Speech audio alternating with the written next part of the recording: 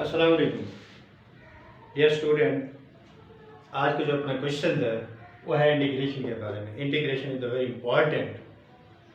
और यहाँ पे अगर देखा जाए तो क्वेश्चंस की जो शक्ल है वो भी ज़रा कम्प्लिकेशन फॉर्म के अंदर है।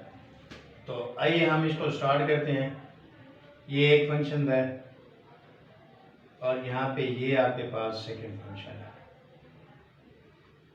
ठीक है ना, ये क्या है आपके पास सेकेंड फंक्शन है।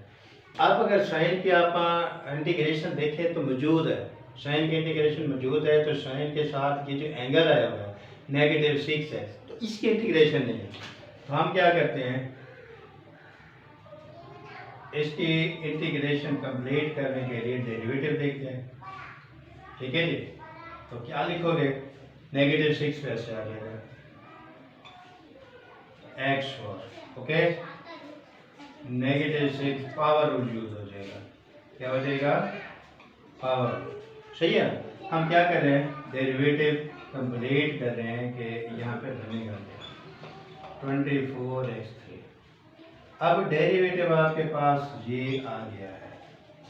तो ये डेरिवेटिव है। अगर हमारे पास यहाँ पे ये x3 आपके पास मौजूद है, यहाँ पे ये x3 मौजूद है, तो रिक्वायरमेंट हमने लानी है -24 की।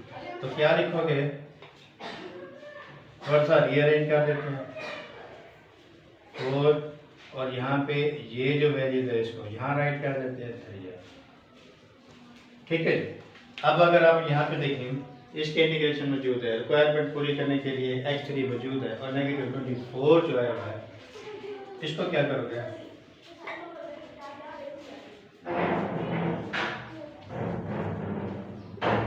-24x3, इसको मल्टीप्लाई भी कर दिया और इसमें डिवाइड भी कर देते हैं। ठीक है, इसको हमने क्या किया, मल्टीप्लाई भी किया, डिवाइड भी किया, रिक्वायरमेंट पूरी करनी। अब आपके पास इस एंगल की ये रिक्वायरमेंट मौजूद है, तो हम क्या करेंगे, इंटीग्रेशन अप्लाई कर देंगे।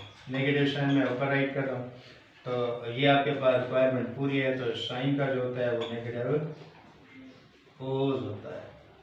ठीक है। और जब इंटीग्रेशन साइन आप हटाओगे तो आपने क्या करना है, साथ में सी भी लगा देना है। ठीक है, तो ये नेगेटिव नेगेटिव पॉजिटिव बन जाएगा और यहाँ पे ये cos ऑफ -6 4 + 6। तो ये आपके पास था आज का क्वेश्चन इंटीग्रेशन का। और अगर हमारी वीडियो आपको अच्छी लगी हो तो हमारे चैनल को सब्सक्राइब जरूर कर दीजिएगा। अल्लाह हाफ़िज़।